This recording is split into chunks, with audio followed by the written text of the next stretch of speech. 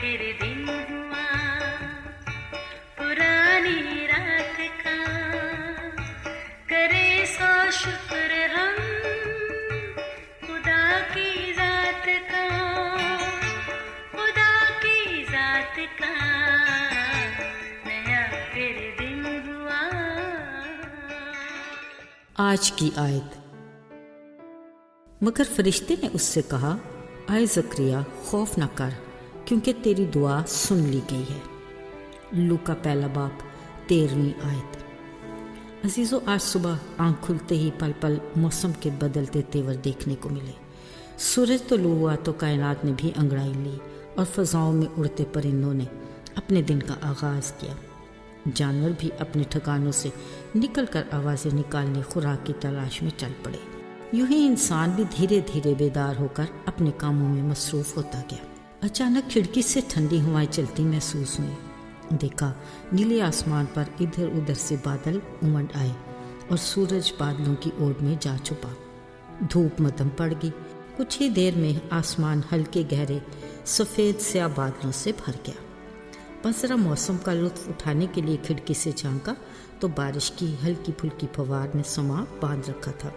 साथ ही उड़ते परिंदे, बाहर घूमते लोग और यकीनन जानवर भी अपने महफूज ठिकानों में जा बैठे होंगे।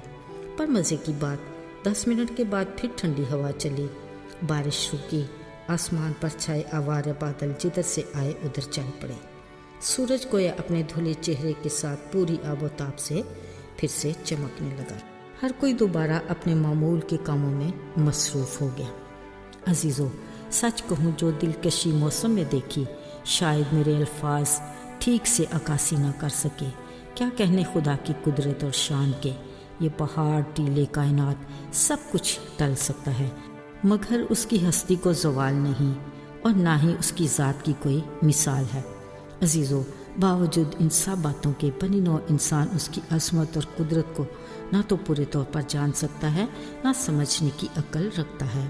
खैर, ख़तर जमा रखिए, खुदा से कुछ बाइद नहीं, वो इससे भी बड़े काम कर दिखाएगा। अजीज़ों, आज से हज़ारों साल पहले काहिन खुदा के हुजूर लोगों की शफ़ाअत और कुर्बानी और खुशबू जलाने के लिए मुकर्रर थे। उनमें ज़करिया काहिन भी था। वो अपनी बीवी समेत खुदा के हुजूर रास्तबाज और खुदा के अहकाम और कवानीन पर बेऐब चलने वाला था। पर उनके यहाँ औलाद नहीं थी, क्योंकि वो दोनों उम्र रसीदा थे। आज फिर ज़करिया काहिन का कुरान निकला कि खुदावंद के मक़दस में जाकर खुशबू जलाए। ऐसे में लोगों की पूरी जमात बाहर दुआ कर रही थी। जब ज़करिया काहिन खुशबू जला रहा था कि अचानक उसे जिब्राइल फरिश्ता दिखाई दिया, जिसने उसे बताया कि उसकी दुआ सुन ली गई है। मुकर्रर वक्त पर उसके यहाँ बेटा होगा और उसका नाम यूहन्ना होगा। वो हरगिज़ में न शराब पिएगा। वो खुदा का बुज़ुर्ग होगा और माँ के पेट से ही रूल कुदस से भर जाएगा। वो खुदा के लिए एक मुस्तैद कौम पैदा करेगा। ज़करिया ने कहा, मैं किस तरह इन बातों को जानूं? हम दोनों बूढ़े और उम्र रसीदा हैं। फरिश्ते ने कहा, मैं जिब्राइल हूँ जो खुदा के हुक्म से आया हूँ। अब देख, जब तक ये बातें वाक़या न हों तू चुप कर रहेगा और बोल ना सकेगा, क्योंकि तूने खुदा की बातों का यकीन नहीं किया। उधर लोग ज़करिया की राह देखते और ताज्जुब करते रहे कि उसे मक़दस में क्यों कर देर लगी। जब वो बाहर आया, अजीब इत्तेफाक कि वो बोल ना सका, बल्कि इशारों से बातें करता था। ये देखकर सब ने कहा, ज़रूर ज़करिया काहिन ने रोया देखी है। अजीज़ों, खुदा के ठहराए हुए वक्त पर जब एलिशबा के वज़ा हमल का वक्त आया तो उसके बेटा पैदा हुआ। उसके रिश्तेदारों और पड़ोसियों ने खुशी मनाई। नाम पूछा गया तो ज़करिया काहिन ने तख्ती मंगवा कर बेटे का नाम यूहन्ना लिखा। कुदरत खुदा की, उसी दम ज़करिया का मुंह और ज़ुबान खुल गई और वो खुदा की हम्द करने लगा, और तमाम देखने वालों ने जान लिया कि ये लड़का कैसा होगा, क्योंकि खुदावंद का हाथ उस पर था। अजीज़ों, आज के दौर में भी हम में से बहुत से ज़करिया और एलिशबा के किरदार जैसे हैं। जब खुदा से कुछ मांगते हैं तो वो हमें तसल्ली देता है और हमारे हालात भी साजगार बना देता है, मगर हम कमज़ोर ईमान के बायस उसे कबूल नहीं कर पाते।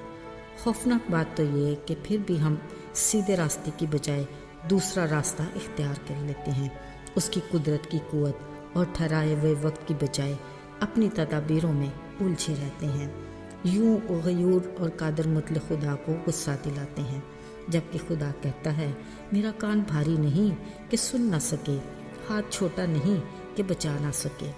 مگر افسوس ہم ہر روز اپنے آس پاس اس کی قدرت کے کرشمے دیکھتے تو ہیں، باوجود اس کی ذات اور قدرت کو محدود سمجھتے ہیں۔ فقیہ فریسیوں کی طرح اس کو آزماتے اور کہتے ہیں ہمیں کوئی نشان دکھا۔ یاد رہے جو یقین نہیں کرتا اسے کچھ بھی نہیں ملتا۔ عزیزو، آج خدا کا کلام اس کے وعدوں سے بھرا ہوا ہمارے ہاتھ میں ہے، لیکن ہم کس حد تک اس پر ایمان رکھتے ہیں؟ ہم اسے بات تو کہتے ہیں مگر کم عقلی، محدود سوچ اور ایمان کی کمزوری کے باعث اسے آزمانے اور اسے ناراض اور دکھی اور رنجیدہ کرتے رہتے ہیں۔